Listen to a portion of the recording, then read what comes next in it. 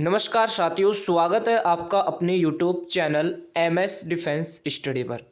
साथियों, इस वीडियो में बात करने वाले हैं एसएससी एमटीएस एग्ज़ाम के लिए जीके जीएस के कुछ इंपॉर्टेंट क्वेश्चनों पर हम डिस्कस करने वाले हैं, जो कि आपके एसएससी एमटीएस एग्ज़ाम के लिए अति महत्वपूर्ण क्वेश्चन ये रहने वाले हैं। लगातार साथियों आपको क्लासें हैं वो प्रोवाइड करवाई जा रही है जीके जीएस की, और जल्दी आपको मैथ और रीजनिंग की क्लासें भी हैं वो भी आपको इस चैनल पर आपको प्रोवाइड करवाई जाने वाली है। तो जो भी साथी चैनल पर नया है, जो भी साथी इस बार एसएससी एमटीएस में सिलेक्शन लेना चाहता है, तो चैनल से जुड़े रहें, चैनल को जरूर सब्सक्राइब करें साथियों, और बेल आइकन को ऑन कर लीजिए, जिससे आने वाली सभी वीडियो का जो नोटिफिकेशन है वो आपको मिलता रहे। और साथ ही वही क्वेश्चन आपको यहाँ पर करवाए जाने वाले हैं जो कि आपके एग्जाम में पूछे जाने वाले हैं। किसी न किसी शिफ्ट में आपको ज़रूर ये क्वेश्चन आपको देखने को मिलने वाले हैं। तो चैनल को ज़रूर सब्सक्राइब करें और वीडियो को पूरा अंत तक ज़रूर देखिए। तो चलिए साथियों, स्टार्ट करते हैं आज के इस वीडियो को। तो पिछली वीडियो क्वेश्चनों को आपने नहीं देखा है अभी तक, तो पिछली वीडियो में जाकर आप क्वेश्चनों को देख सकते हैं। सभी वीडियो जो है वो आपको इस चैनल पर मिल जाएंगी। तो चलिए स्टार्ट करते हैं। तो क्वेश्चन साथियों आपकी स्क्रीन पर है, भारतीय नागरिकता किस प्रकार प्राप्त नहीं की जा सकती है। पूछा है कि भारतीय नागरिकता जो है वो किस प्रकार प्राप्त नहीं की जा सकती। साथियों नहीं पूछा है आपसे। तो वंशानुक्रम में प्राप्त की जा सकती है, पंजीकरण से प्राप्त की जा सकती है, राज्य क्षेत्र का सम्मिलित होना भी प्राप्त की जा सकती है, लेकिन जो है भारतीय बैंकों में धन जमा करके जो है वो भारतीय नागरिकता जो है साथियों वो प्राप्त नहीं की जा सकती। भारतीय बैंक में धन जमा करके नहीं किया जा सकता साथियों, भारतीय नागरिकता प्राप्त नहीं की जा सकती। तो इस क्वेश्चन का जो राइट आंसर होगा ये आपका हो जाएगा साथियों option number D. Option D हो जाएगा साथियों इस क्वेश्चन का राइट आंसर। चलिए नेक्स्ट क्वेश्चन की ओर बढ़ते हैं। अगला क्वेश्चन देखिए, क्वेश्चन नंबर 52, और जल्दी से आंसर दीजिए इस क्वेश्चन का। भारत में नागरिकता की निम्नलिखित विशेषताओं में से कौन सी सही है। नागरिकताओं की निम्नलिखित विशेषता नीचे दी गई है, इनमें से कौन सी विशेषता जो है वो सही है, ये आपसे पूछा है। तो साथियों बात करें उसमें जो विशेषता है वो आपकी संपूर्ण भारत की एकल नागरिकता जो विशेषता है ये सही है, लेकिन ये विशेषता जो है वो सही नहीं है साथियों। संपूर्ण भारत की एकल जो नागरिकता है यह विशेषता क्या है साथियों, सही है। तो राइट आंसर हो जाएगा इस क्वेश्चन का ऑप्शन नंबर सी।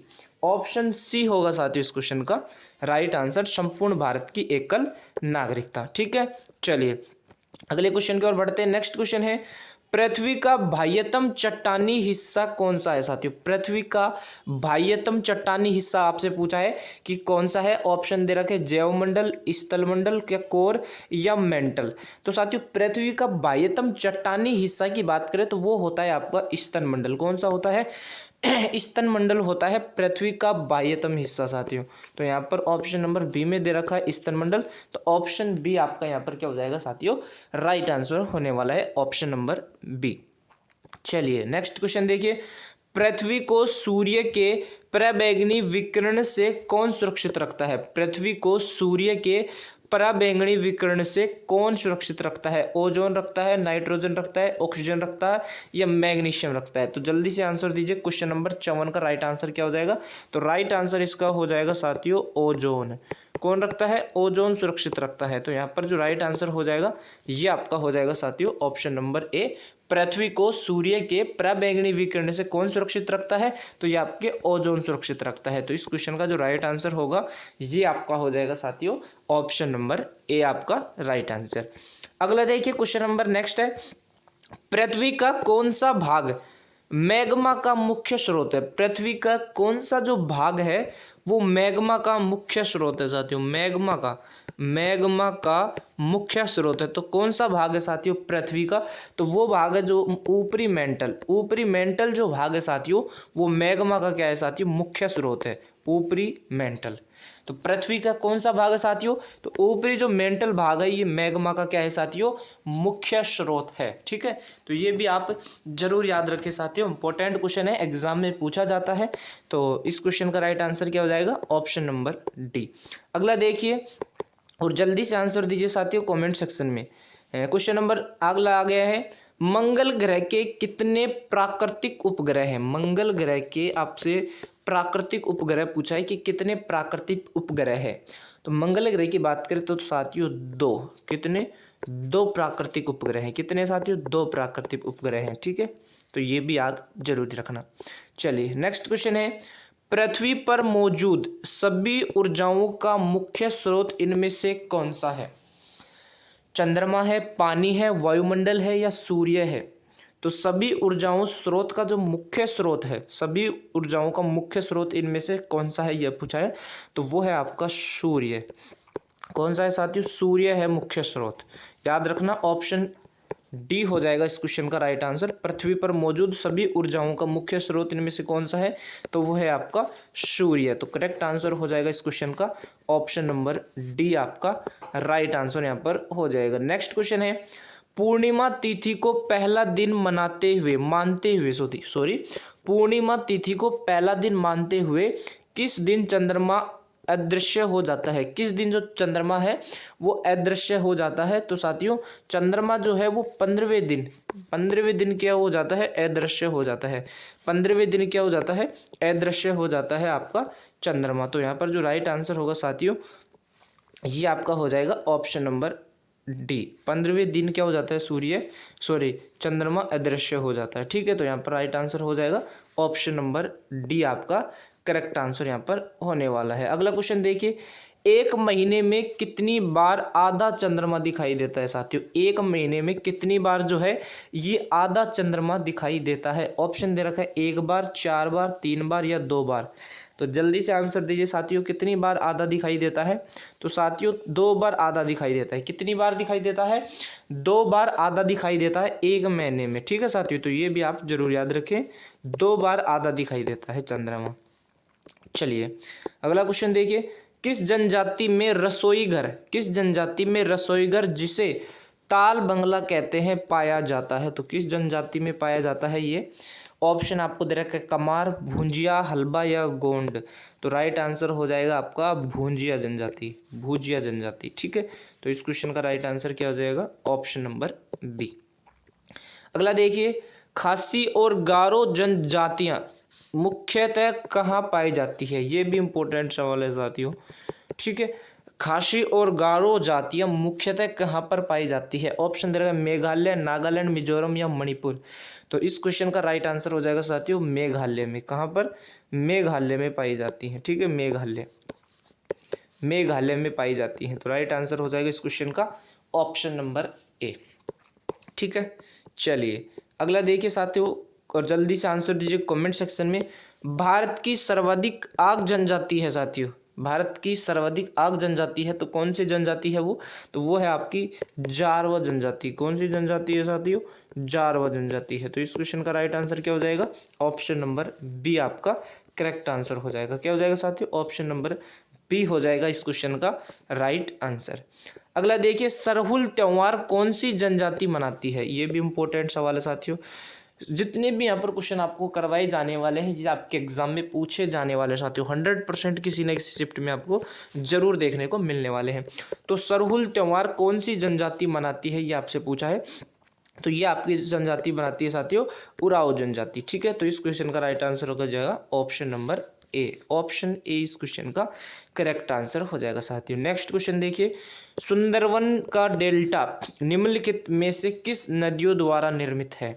सुंदरवन का जो डेल्टा है वो निम्नलिखित में से किन नदियों द्वारा है जो निर्मित है?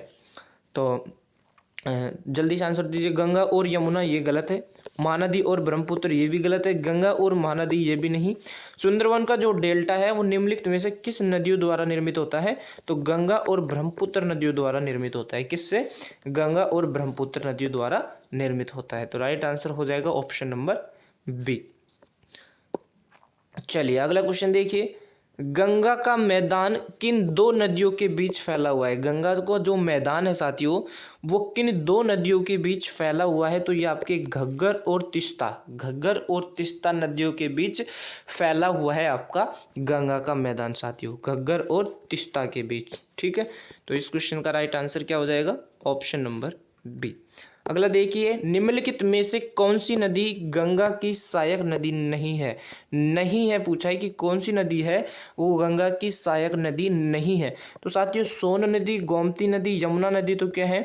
गंगा की सहायक नदी है। लेकिन जो इंद्रावती नदी तो है ये आपकी गंगा की सहायक नदी नहीं है।